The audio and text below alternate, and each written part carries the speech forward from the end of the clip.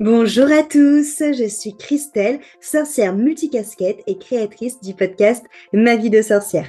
Je te partage toutes les semaines des réflexions, des astuces de sorcière, de la magie que tu peux mettre facilement au quotidien pour oser enfin être réellement qui tu es et révéler ta puissance. Si cela te plaît, je t'invite à partager les épisodes à des proches et aussi à venir y mettre une jolie note et un joli commentaire sur la plateforme de ton choix. Et si tu veux aller plus loin, tu peux me rejoindre dans le Coven Initiation afin d'en apprendre plus sur la sorcellerie et l'énergétique, de rencontrer des sorcières passionnées comme toi et de pouvoir créer ta propre magie. Et c'est parti pour l'épisode du jour.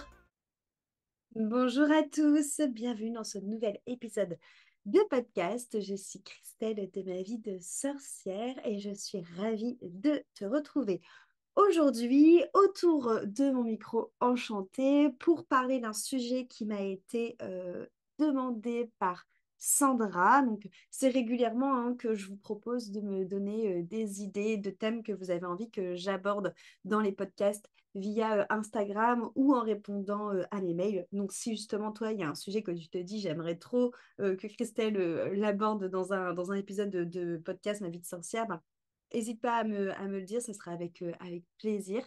Et Sandra m'a demandé de parler du petit peuple. Et je suis ravie de commencer à voir cette thématique-là avec toi. Je dis commencer parce qu'il y a énormément de choses à faire, énormément de recherches à avoir sur ce sujet. Ça fait notamment partie d'un des enseignements que je partage dans le Coven Initiation. Il y a en effet tout un enseignement aux créatures magiques et du coup au petit peuple dans le Coven Initiation qui est donné. Mais déjà, avant de commencer, une petite introduction de qu'est-ce que le petit peuple, quelles sont ces créatures magiques. Donc déjà, on va les retrouver dans de nombreuses cultures, dans de nombreuses traditions. Et on peut notamment aussi les appeler les esprits de la forêt, les esprits de l'eau, les esprits du feu, le petit peuple.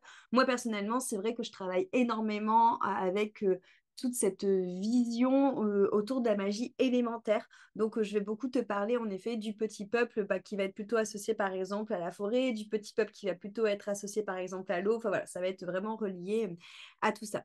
Moi, personnellement, toutes mes références vont venir de beaucoup de tout ce qui est lecture autour de Ferry, autour de la Wicca, autour aussi de tout ce qu'on va trouver en règle générale dans tout ce qui vient d'Islande, d'Écosse. Voilà, donc tout ce côté-là, vraiment autour d'almanach de créatures magiques.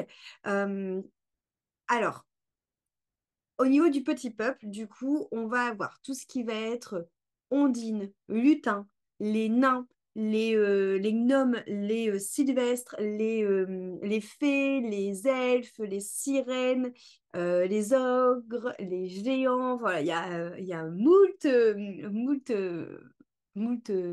personnes que nous allons rencontrer là-dedans qui vont tout le temps être associées, comme je te disais, à des différentes puissances de la nature. Donc, par exemple, comme l'eau, le vent, le feu, la terre, mais aussi associés parfois aux végétaux, aux arbres, aux pierres. Donc voilà, ils vont vraiment être reliés à tous ces éléments de la nature et généralement, ils vont se montrer peu visibles aux yeux des humains. Et c'est pourquoi, en plus, je trouve que c'est un super bon moment pour te sortir ce podcast-là sur ce sujet, parce que bientôt arrive le sabbat de Beltane. Et au niveau du sabbat de Beltane, on est sur un portail qui nous permet de venir communiquer avec justement le petit peuple, avec différents esprits de la nature. Là où Samhain est un portail pour communiquer avec nos ancêtres, avec les personnes qui sont décédées, là, on est vraiment sur plutôt un portail pour parler justement avec tout ce petit peuple qui se rend pas facilement visible aux yeux des humains. Donc, c'est une bonne introduction pour t'en parler parce que la semaine prochaine, je te sortirai un épisode sur le sabbat de Beltane pour que tu puisses faire des rituels et l'honorer en tant que sorcière moderne. Et donc, du coup, on aura déjà vu une introduction, on va dire, de cette partie-là ensemble. Donc, en effet, pour pouvoir rentrer en contact avec le petit peuple, il est important de plus partir dans l'optique de les honorer plutôt que dans l'optique de les rencontrer. Parce qu'ils sont très timides et généralement, justement, au plus tu vas chercher à vouloir à tout prix les voir, au plus c'est là où ils vont potentiellement pas se montrer. C'est vraiment cette notion de ne pas forcément aller à leur recherche, mais plutôt chercher à rentrer en contact avec eux, et notamment par des rites, par le fait de venir les honorer et de travailler avec eux, peut-être déjà en commençant par des méditations, par des visualisations, avant de pouvoir les voir. En tout cas, leur rôle à eux, c'est de maintenir l'équilibre de la nature. Et c'est vrai que c'est hyper important pour eux de se rendre compte que toi, tu es là pour travailler avec eux dans ce sens. Donc, de manière générale, c'est vrai qu'on a tendance, nous, à humaniser, on va dire, ces êtres-là, notamment à humaniser les puissances de la nature, hein, par l'effet qu'on imagine dans le conscient collectif avec deux jambes et deux bras, par les divinités qu'on imagine aussi qu'elles nous ressemblent. On est vraiment dans cette notion, en tout cas, de venir créer ces forces de la nature à notre image. Et ça nous permet aussi de pouvoir donner une autre dimension justement à ces mondes-là. Et qu'est-ce qui représente du coup ces esprits de la nature? Ils vont représenter les éléments, comme j'ai pu te le dire, ce qu'on appelle aussi les élémentaux hein, en magie élémentaire. Et ils vont représenter justement tous les principes de cette magie élémentaire, notamment en incarnant les éléments de la terre, de l'air, du feu et de l'eau. Euh, on va aussi retrouver d'ailleurs certains d'entre eux qui vont aussi incarner tout ce qui va être les montagnes, tout ce qui va être les plantes, tout ce qui va être les animaux. Ils vont être là aussi pour accompagner, notamment dans tout ce qui va être cycle, donc le cycle de la vie, le cycle de la mort, tout ce qui va être le cycle du soleil, le cycle de la lune, le cycle des saisons. Et c'est surtout très important de comprendre que le petit peuple n'est ni bon, ni mauvais, comme tout ce qu'on va avoir comme énergie en règle générale, comme la nature aussi également, qui est un cycle aussi et qui est très changeante. Ils n'ont pas une polarité bonne ou méchante, ils sont juste là pour garder l'équilibre et l'harmonie, du coup, notamment au niveau des élémentaux, au niveau de cette magie que porte la nature. Donc, c'est vraiment des porteurs de magie, des porteurs d'énergie, et c'est avant tout des esprits protecteurs. Donc, on va vraiment les retrouver beaucoup dans tout ce qui est croyance au niveau surtout nordique et scandinave principalement, notamment dans tout un folklore autour du petit peuple où on va, nous aussi, en tant qu'occidentaux, plus le connaître dans tout ce qui est conte de fées, par exemple, voilà, où on a été bercé par ça dans notre enfance. Après, dans différentes cultures, on va beaucoup parler des êtres de la nature, des esprits de la nature, et on va beaucoup avoir d'histoires, d'interactions entre les humains et ces esprits en question. Mais c'est vrai que c'est notamment des récits qu'on va beaucoup entendre à l'époque du paganisme, par exemple, parce que l'Église catholique condamnait ce genre de croyances. Et notamment au niveau de l'Église catholique a donné aussi pendant super longtemps et peut-être encore maintenant, je t'avouerai, j'en sais rien, mais l'image du diable était représentée finalement par Pan, qui est un des esprits de la nature et qui a été pendant très longtemps cette manière de représenter le diable. Donc, ce qui est totalement faux, hein, mais encore une fois, c'était la manière que l'Église a eu de diaboliser toutes les croyances qui n'étaient pas catholiques et toutes les croyances qui pensaient, qui croyaient à la magie de la nature, qui croyaient en la force de la nature.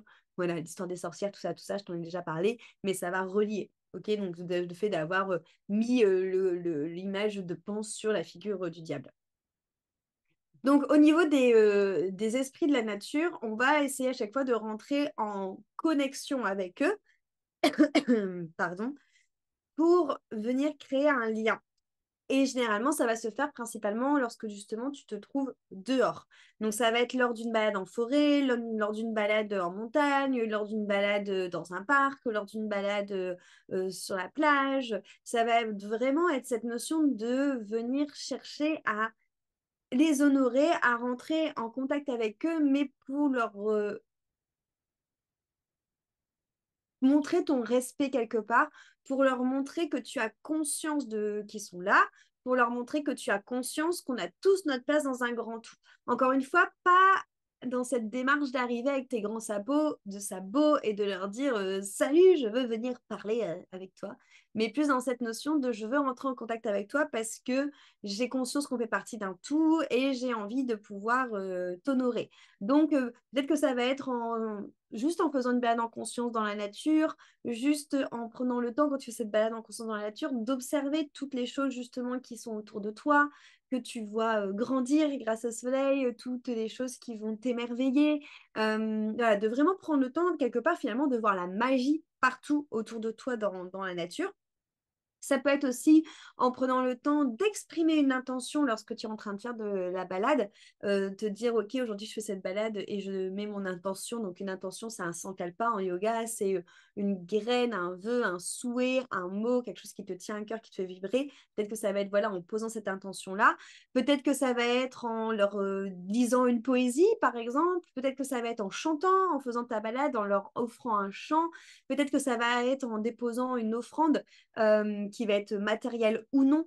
Ça peut être en effet soit un petit dessin que tu as fait, ça peut être bah, justement un poème que tu as écrit que tu laisses, ça peut être une pomme, ça peut être un verre de lait, voilà, ça peut être des biscuits. En fait, l'idée, c'est de venir créer une relation de confiance entre toi et eux en respectant l'équilibre du lieu. Donc, rien que le fait déjà d'être vachement respectueux de la nature, par exemple, de ne pas arracher des choses ou si vraiment tu dois prendre quelque chose et l'arracher, demander la permission ou t'excuser auprès justement de l'être de la nature qui veille sur cette plante ou venir replanter une plante quand toi tu auras arraché quelque chose. Enfin, il y a vraiment cette notion en tout cas de toujours respecter l'équilibre de la nature, respecter l'équilibre du lieu, respecter finalement aussi leur travail à eux et expliquer ton intention. En fait, c'est vraiment, même quand tu vas cueillir quelque chose, expliquer, bah, je vais cueillir ça, par exemple, parce qu'il me faut une fleur blanche pour rentrer en contact avec les archanges, par exemple. Donc, je vais cueillir cette fleur-là et pour vous remercier, l'offrande que j'ai mise aux archanges, qui par exemple est une pomme dans ce rituel-là en question, je viendrai vous la planter, du coup, la planter à l'endroit où j'ai arraché cette fleur. Tu vois, ça peut être une sorte de deal, ça peut être une sorte de deal comme ça. Mais c'est toujours dans cette notion de venir prendre contact avec eux pour prouver que tu comprends qu'ils sont là, que tu honores leur travail et que tu honores l'équilibre et l'harmonie de la nature. Et après, ne pas avoir d'autres attentes. Parce que si justement tu es dans cette attente de, OK, je vais le faire ça, et puis direct, je veux voir une fée, ou direct, je veux entendre un homme me parler, ça va pas se passer comme ça.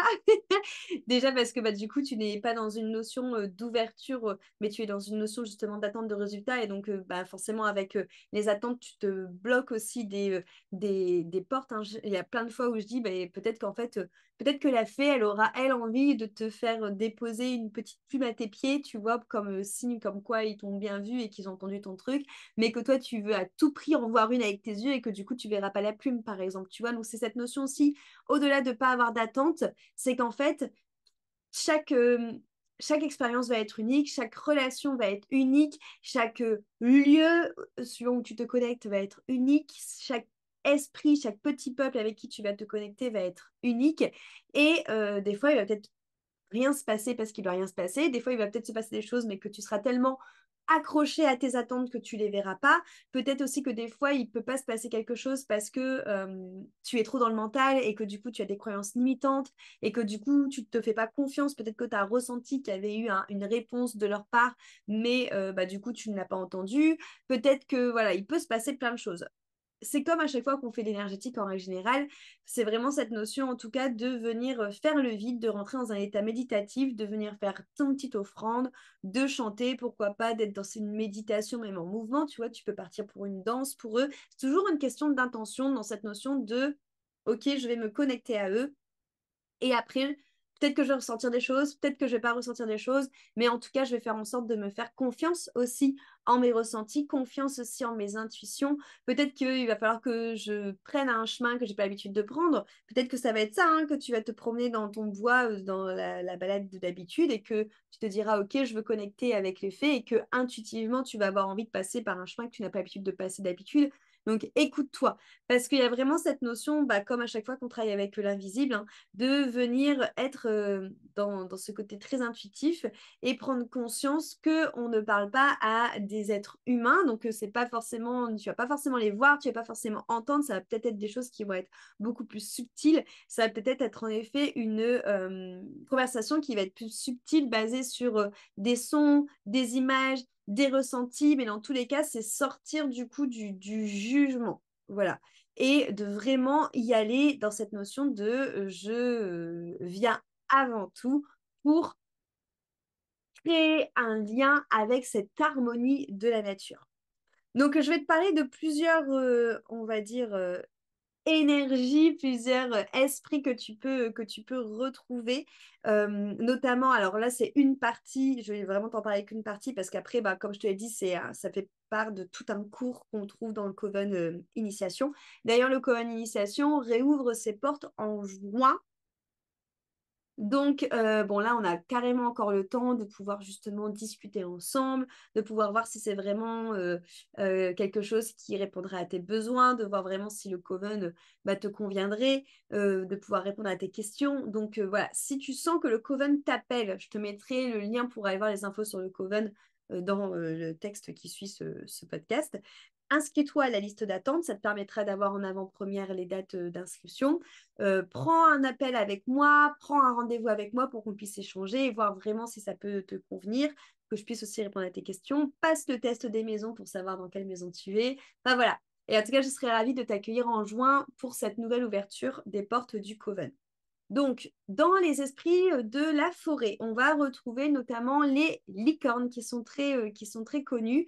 Donc, les licornes, elles sont en effet généralement dans des environnements qui vont être assez paisibles, dans des environnements qui vont être assez éloignés de l'activité humaine, qui vont vraiment être dans un milieu forestier. Ce sont des créatures qui sont très discrètes et très difficiles à repérer tout simplement parce qu'elles sont très prisées enfin, grâce ou à cause de leur pouvoir magique et notamment de la guérison. Donc là, pour le coup, Harry Potter et la pierre philosophale l'expriment très bien, cette caractéristique-là de la licorne, et c'est pour ça aussi qu'elle se cachent beaucoup des humains, c'est parce qu'elles ont en effet au niveau de leur pouvoir et de leur force une grande capacité de guérison, de purification et de protection, notamment au niveau de leurs cornes, qui a vraiment cette notion où on peut venir utiliser ces pouvoirs curatifs, ces pouvoirs de soins dans la fabrication de potions, dans la fabrication d'élixirs. Donc, c'est vraiment en tout cas, une énergie que tu peux appeler lorsque tu t'apprêtes à faire des rituels de protection, des rituels de guérison, des rituels aussi autour, justement, si tu as envie de mettre une intention quand tu es en train de faire une potion ou une décoction ou un truc comme ça, tu peux appeler l'énergie de la licorne qui pourra encore plus, je dirais, amener cette notion de guérison et cette notion de curative à ta potion. Bien sûr, un autre esprit de la forêt qui est hyper connu, bah, ce sont les fées, hein, les fées, c'est des créatures qui apparaissent déjà dans plusieurs traditions, qui apparaissent aussi dans plusieurs cultures, et cela à travers vraiment tout le monde. Elles sont beaucoup associées aux forêts, aux clairières, et à tout ce qui va être en règle générale royaume féerique. Elles sont vraiment considérées aussi comme étant souvent vues dans tout ce qui va être nature très sauvage. Moi, ce que j'appelle de la nature joyeuse, c'est vraiment cette notion où elles ont une magie qui va être très très présente est très associé à tout ce qui est environnement très verdoyant, luxuriant, voilà, à vraiment la nature qui est préservée et qui n'a pas été trop modifiée par la main de l'homme. Euh, les fées, elles sont plus associées au pouvoir surnaturel. C'est-à-dire qu'elles vont être associées beaucoup à la clairvoyance, au fait de pouvoir justement guider, on va dire, leurs protégés, accompagner leurs protégés dans leur magie. Elles vont être beaucoup associées aussi à la métamorphose, tout ce qui va être magie avec les éléments naturels, on peut même dire contrôle des éléments naturels et tout ce qui va être guérison. Donc les fées, elles sont énormément vénérées. Notamment, moi je sais qu'à Beltane, le rituel que je fais, c'est pour elles, c'est pour les fées. Elles sont très souvent évoquées, notamment dans la magie élémentaire. C'est vraiment des créatures de la nature qui sont très puissantes et avec qui on peut faire vraiment énormément de travail exotérique, de rituels, et que tu peux assez facilement quand même connecter, je dirais. Ensuite, je vais te parler des éléments, enfin des êtres des habitants de l'eau, on va dire ça, les esprits de l'eau. Euh, je vais t'en donner deux à chaque fois par catégorie. Donc justement, les êtres de l'eau, on va parler d'eux, hein, comme j'ai fait un lapsus juste avant. Donc les êtres de l'eau, pareil, on va les retrouver, eux, dans différentes mythologies. Elles vont être associées en habitat à tout ce qui va être plutôt les lacs, les rivières, les sources d'eau douce, tu vois, toute cette notion-là. Ça va être beaucoup spécifique aussi à tout ce qui va être de l'eau qu'on va trouver dans les grottes, par exemple. Ça va être beaucoup associé aussi à tout ce qui va être ville, un peu sous-marine ou palais au fond des océans, typiquement la petite sirène. Voilà. En gros, c'est un peu ça. La force des êtres de l'eau est associée à tout ce qui va être contrôle justement des marées, contrôle aussi de tout ce qui va être tempête. On va être aussi sur toute cette notion de pouvoir guérir des maladies grâce à l'eau, notamment l'eau bénite, viendrait des êtres de l'eau. Euh, pour tout ce qui va être aussi relié à la magie celtique, on va beaucoup retrouver aussi les êtres de l'eau. C'est des énergies qui sont très puissantes, mais qui peuvent être un petit peu capricieuses parfois. Et donc, du coup, il faut être vraiment dans cette notion de vraiment faire beaucoup d'offrandes aux êtres de l'eau pour être sûr que la relation est apaisée et qu'ils comprennent que tu es là dans le but de pouvoir justement les honorer et pas leur manquer de respect. Ensuite, pour l'eau, on peut parler des serpents d'eau, où là, on va vraiment plus les associer aussi à tout ce qui est plutôt grande étendue d'eau, les mares, les rivières, les lacs, les marais, les étangs. Voilà, on est vraiment dans cette notion-là. Les serpents d'eau, c'est des dragons d'eau, en fait, hein, tout simplement. Enfin, ils sont vraiment associés, en tout cas, aux dragons, et ils ont le capacité à nager et à se déplacer très très facilement dans l'eau. D'ailleurs, le serpent d'eau, donc le dragon d'eau, c'est l'animal totem de la maison Alterona, hein, dans le coven initiation. Euh, alors, au niveau de ses pouvoirs, on est sur une notion de divination, sur ce fait d'être reliance à la magie ancestrale, à la magie justement de divination mystique. Voilà, c'est vraiment relié à ça. C'est pour ça aussi que c'est l'animal totem de Alterona. C'est aussi un être qui va être associé beaucoup à la guérison et à la purification et qui peut être notamment aussi invoqué lorsque tu fais des rituels, notamment de fertilité ou de renouveau. Donc, on peut vraiment le vénérer dans ce type de rituel. Voilà, si tu fais des rituels de fertilité pour tomber enceinte ou des choses comme ça. Si on part du côté des montagnes, je peux te parler de la salamandre. La salamandre qui va être associée notamment à l'élément du feu aussi. Donc on est plus sur montagne, volcan, que on retrouve dans La Reine des Neiges 2. Qui est moi personnellement un de mes dessins animés préférés de Disney. Si tu l'as pas encore vu, La Reine des Neiges 2. Oh, ça parle de la magie élémentaire. C'est génial. Donc, allez le voir. Alors, la salamandre, elle, on va plutôt la retrouver dans des racines plutôt latines en termes de mythologie. Donc, associée à l'élément du feu, on va la retrouver plutôt en termes d'habitat, dans tout ce qui va être les régions qui vont être très chaudes, très secs, tout ce qui va être désertique, tout ce qui va être enflammé, tout ce qui va être volcan.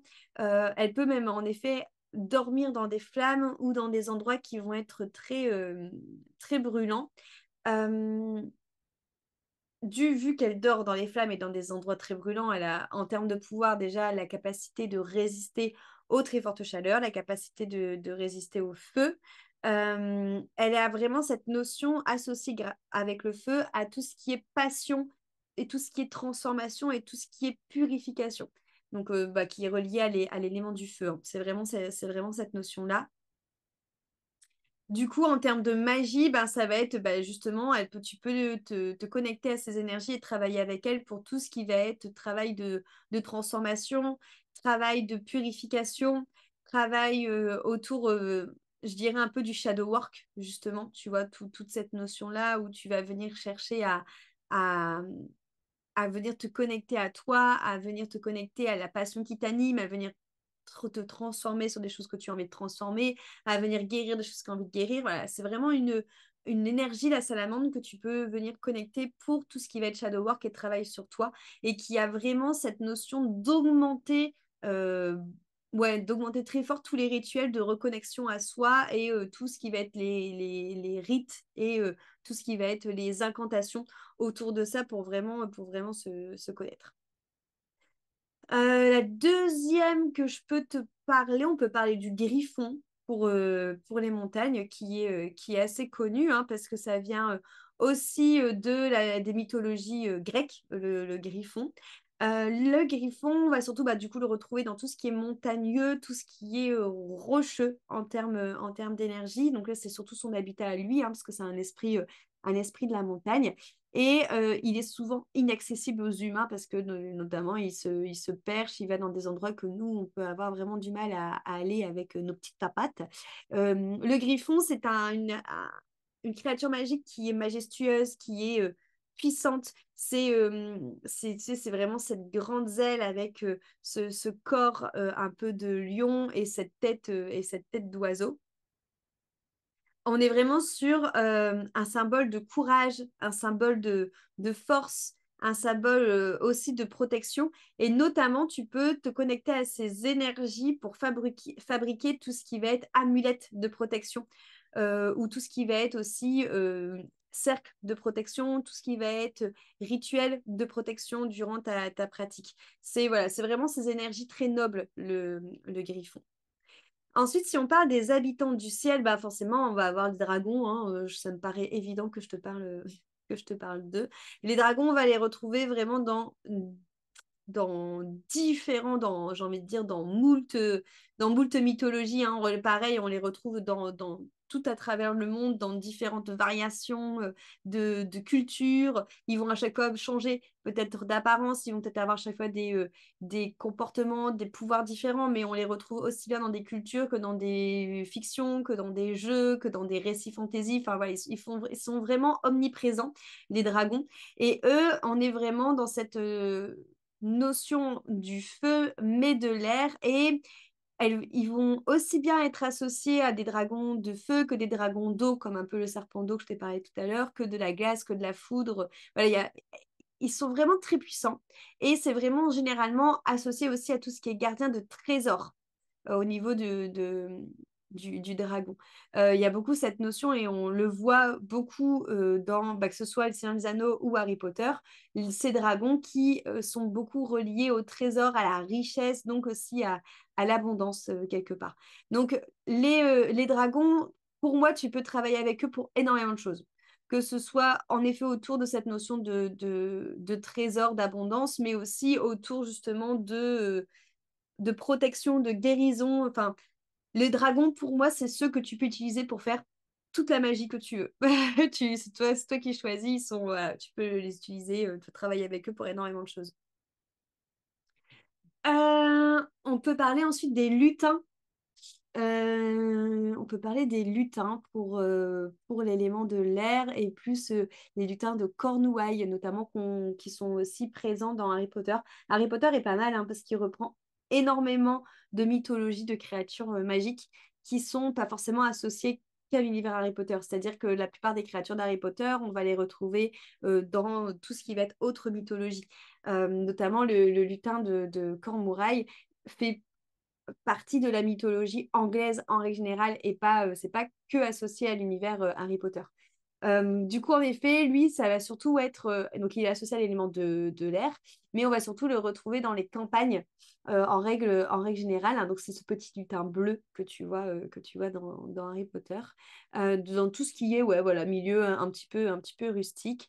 Ils sont vus, bah, comme dans Harry Potter, comme des êtres qui sont très espiègles et qui sont dotés de pouvoirs magiques, mais dans le but de jouer des tours aux humains et dans le but aussi de venir nous embêter.